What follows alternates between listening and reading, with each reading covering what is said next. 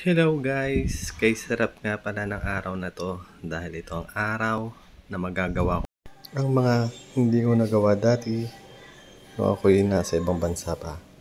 Ngayong araw, sobrang saya ko kasi mahahatid at sundo ko na ang anak ko. Ito, sa araw na ito ay pipil ko na makabawi ang lahat na nawala sa akin. Sa araw na ito, ay hahatid ko na siya sa kanyang school na dati ay hindi ko nagagawa. Ngunit ngayon ay magagawa ko na. Magawa ko yung paghatid at pagsundo sa kanya. Kaya malaki na nga siya. 14 na taon na hindi ko siya nagawang ihatid at sundo. Ngayong araw, pararanas ko sa kanya yung feeling na may daddy siya na gumagabay sa kanya sa araw-araw.